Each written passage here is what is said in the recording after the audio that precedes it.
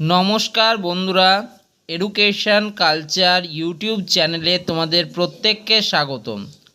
তো তোমরা যারা West Bengal state council of technical and vocational এডুকেশনের আন্ডারে 6 সেমিস্টারে পড়াশুনো করছো, তো তোমাদের যে এক্সটার্নাল থিওরিটিক্যাল এক্সামিনেশান তার ডেট দেওয়া হয়েছে কিন্তু 20 মে 2025 থেকে, অর্থাৎ 20 তারিখ থেকে কিন্তু তোমাদের এক্সাম শুরু হওয়ার কথা। এবং তোমাদের এই যে আপকামিং বা ফাইনাল তোমাদের 6 সেমিস্টারের ক্ষেত্রে ফাইনাল সেমিস্টার এক্সামিনেশান, তো সেটাতে কিন্তু প্রত্যেকটা সাবজেক্টের গুরুত্ব রয়েছে।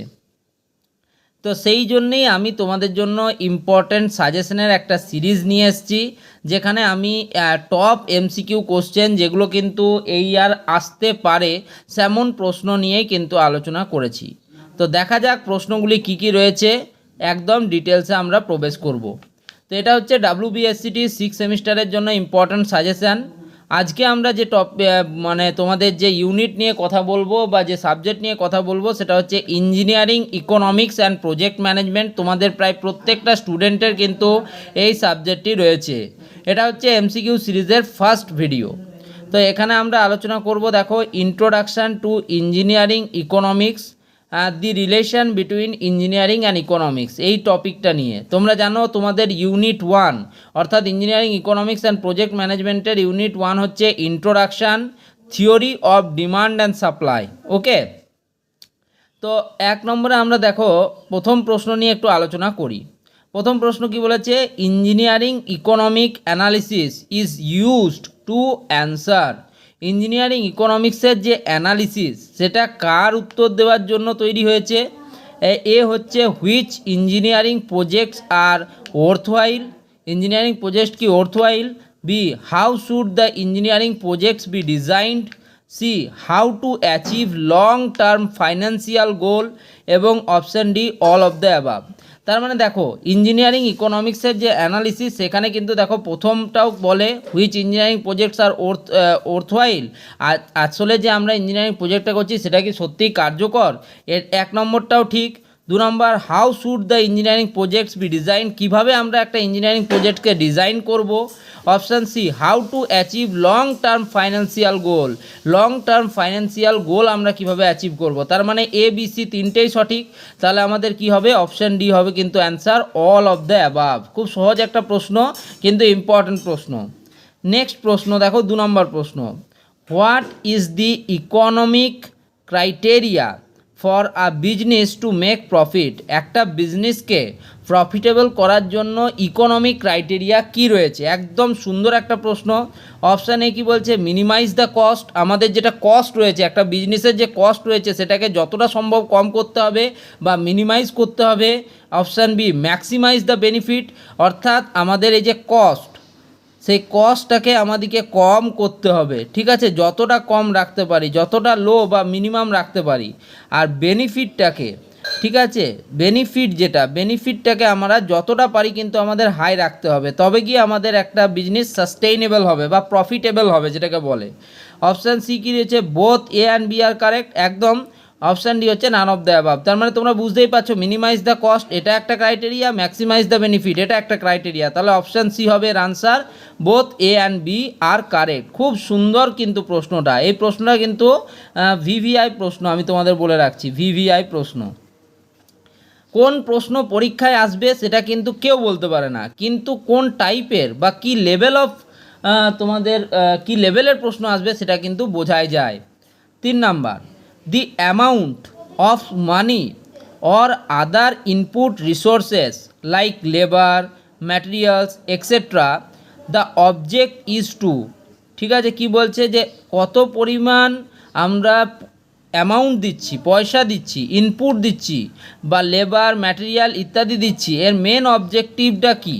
অপশান এ কি বলছে, ইফেক্টিভলি ইউজ দ্য ইনপুট, আমাদের যে ইনপুটগুলো রয়েছে সেগুলোকে খুব সুন্দরভাবে কার্যকরভাবে ব্যবহার করা। B, maximize the benefit or output, যতটা সম্ভব সুন্দরভাবে আমাদের বেনিফিট বা আউটপুটটাকে ম্যাক্সিমাইজ করা।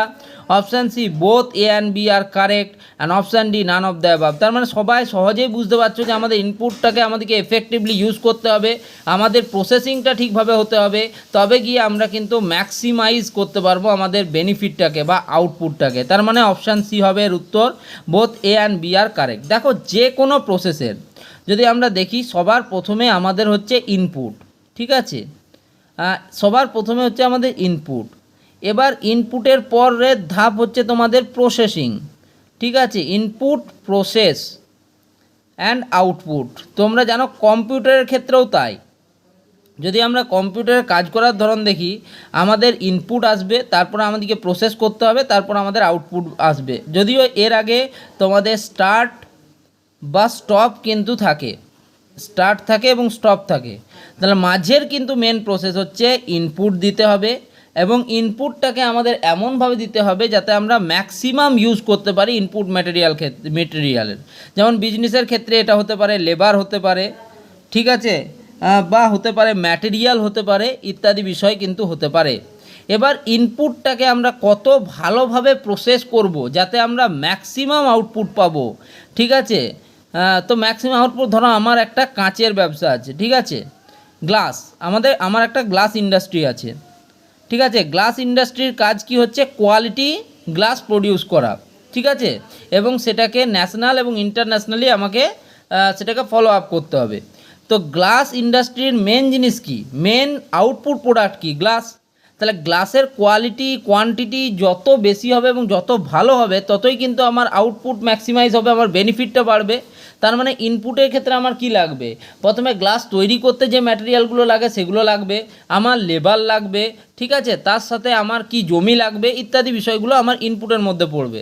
তারপরে সেখানে আমি একটা প্লান্ট রেডি করব, সেই প্লান্টের মধ্যে আমার প্রসেস হবে, এবং তারপরে গিয়ে আউটপুটটাকে আমার ম্যাক্সিমাম পেতে গেলে আমার গ্লাসের কোয়ান্টিটি, কোয়ালিটি এবং as per the requirement of the industry সেটা কিন্তু আমাকে দিতে হবে। তো আশা করি তোমরা কিন্তু এই তিনটে প্রশ্নের উত্তর একবারেই পেয়ে গেলে। নেক্সট 4 নম্বর প্রশ্ন, the economically efficient criteria for a situation of a fixed output is to, option A, minimize the cost or other inputs, B, maximize the benefits or output, ঠিক আছে, option C, both A and B are correct, and option D, none of the. একই রকম প্রশ্ন, the economically efficient criteria for a situation of a fixed output. Fixed output পেতে গেলে আমাকে কি করতে হবে, যদি ফিক্সড আউটপুট পেতে যায় তাহলে minimize the cost or other input কিন্তু আমাকে করতে হবে। এর অপশান হবে কিন্তু option A. Okay, next 5 number এবং মোস্ট ইম্পর্ট্যান্ট প্রশ্ন, তোমাদের মোস্ট ইম্পর্ট্যান্ট, আমি কিন্তু লিখে দিচ্ছি এখানে, এই প্রশ্নটা কিন্তু তোমরা করে যাবে, ঠিক আছে।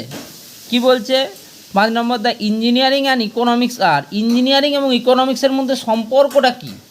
আজকে যে আমরা ইঞ্জিনিয়ারিং স্টুডেন্ট আর কেউ আছে ইকোনমিক্সের স্টুডেন্ট, তো বা ইকোনমিক্স আমাদের ইঞ্জিনিয়ারিংটাকে কীভাবে প্রভাবিত করে। Option A, separate to each other, engineering এবং ইকোনমিক্স কি পুরোপুরি সেপারেট, আলাদা। Option B, inverse to each other, পরস্পরের বিপরীত, অর্থাৎ ইঞ্জিনিয়ারিং কি inversely proportional to 1 by economics, ঠিক আছে, এটা কি না। 2 নম্বর হচ্ছে ইঞ্জিনিয়ারিং আর ইকোনমিক্স হচ্ছে সেপারেট, আলাদা, সেটাও নয়। তার মানে অপশান এ অপশান বি কিন্তু হবে না। তোমাদেরকে এটাকে বলা হয় কিন্তু এটাতে তোমরা এলিমিনেশন মেথড বলা হয়, এই থেকেই তোমরা বুঝতে পারবে যে এলিমিনেট করতে পারবে। Evaluation to each other, engineering এবং ইকোনমিক্স কি ইভ্যালুয়েট করে পরস্পরকে, এটাও নয়, তাহলে এটাও কেটে যাবে। তার মানে অপশান বেঁচে রইল ডি। এবার ডিটা আমরা দেখবো সঠিক কিনা। ইন্ট্রান্সিক্যালি লিঙ্ক টু ইচ আদার, একে অপরের সঙ্গে পারস্পরিক আন্তঃসম্পর্কযুক্ত, তার মানে এইটাই হচ্ছে সব থেকে সুইটেবল উত্তর এবং এটাই হচ্ছে এর উত্তর।